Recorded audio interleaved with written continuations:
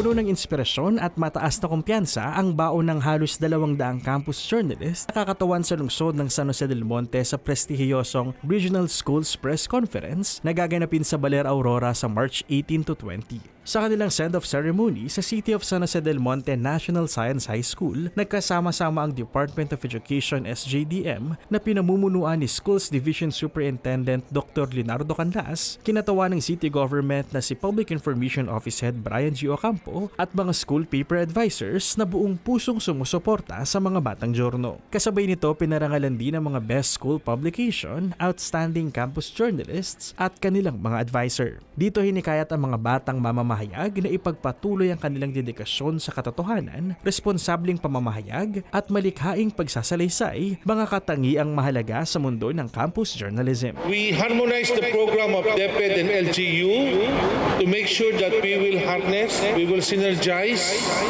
and we will combine all our expertise so that we create that unified effort para mas magaling ang mga batang San Joseño.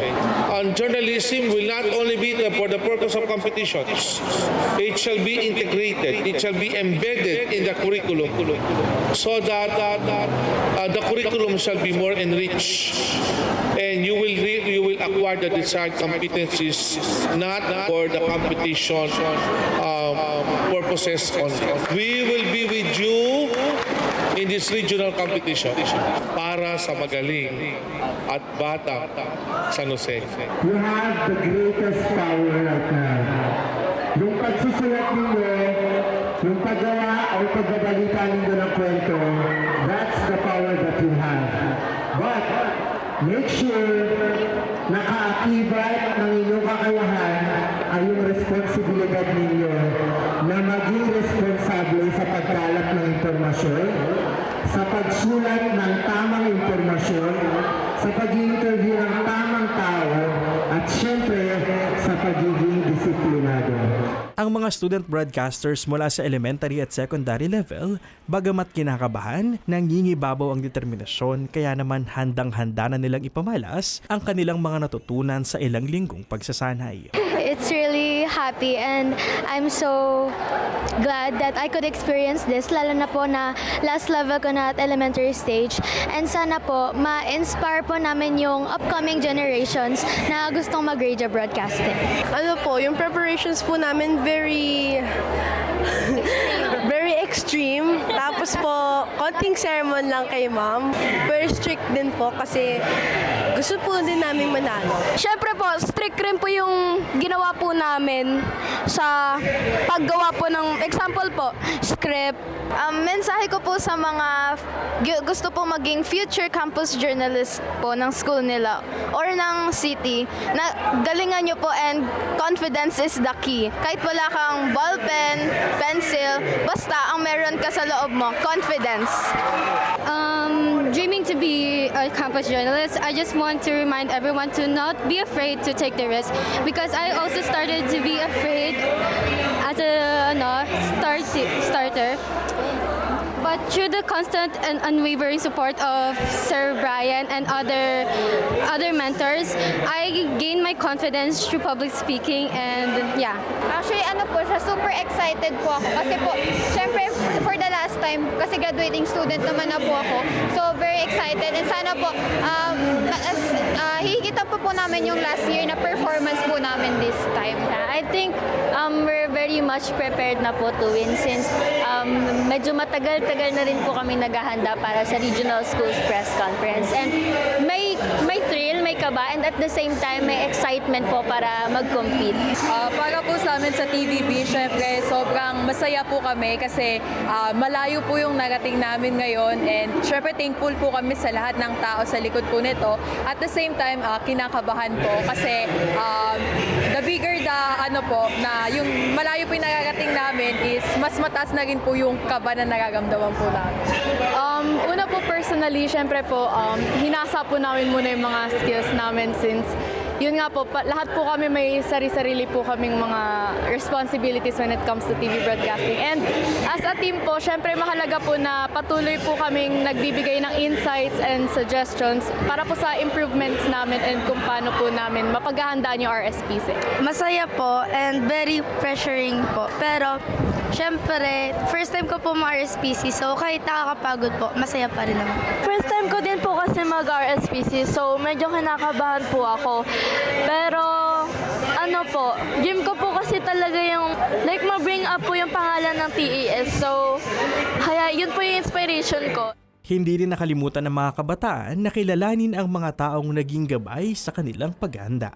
Ano po, syempre po, una-una gusto po namin pasalamatan yung school po namin dahil sa suporta po nila. Kasi ang TV Broad po yung pinakamagastos sa lahat.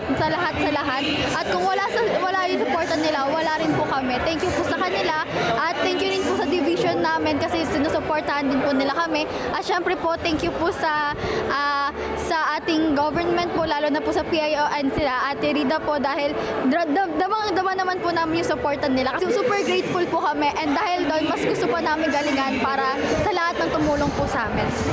Una-una po, nagpapasalamat po kami kay Lord sa paggabay niya po sa amin sa araw-araw na training.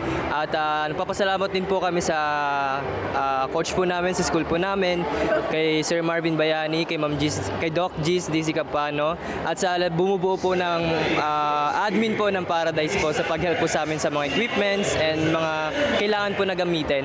At nagpapasalamat din po kami sa Public Information Office po ng City of San Jose del Monte na pinagtuunan po kami ng pansin para ma-improve po namin yung mga dapat po namin ma-improve sa pagbabalita. At nagpapasalamat din po kami sa Division Office po ng lungsod po natin na todo suporta po sa mga campus journalists. Maraming salamat po.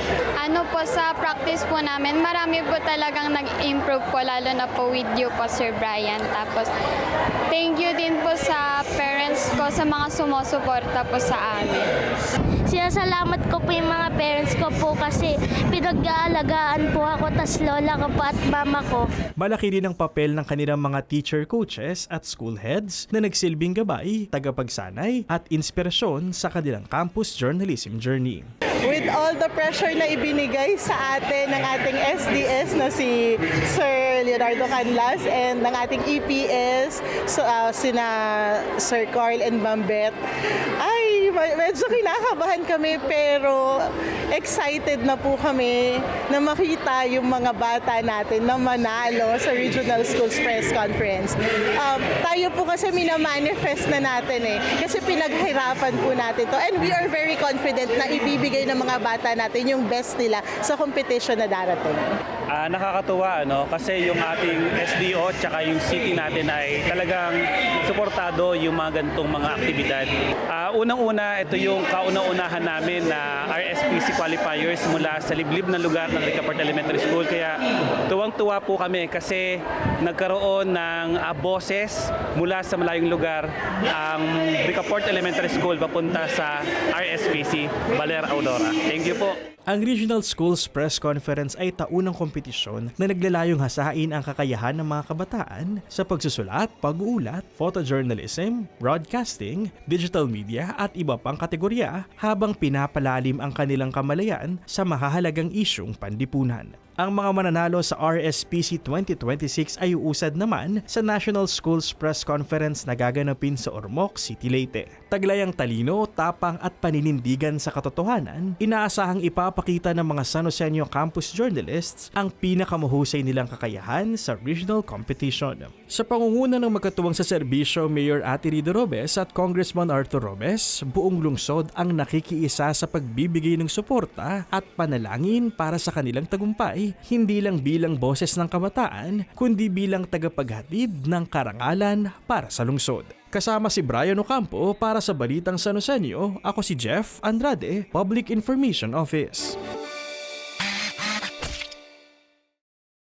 Yan ang mga kaganapan at detalyeng dapat alam mo sa San Joseño. Para sa napapanahong balita at impormasyon, doble aksyon at solusyon, i-follow at mag-subscribe sa mga official social media pages ng Pamahalang Lungsod ng San Jose del Monte, Bulacan. Maraming salamat, Aria San Joseño.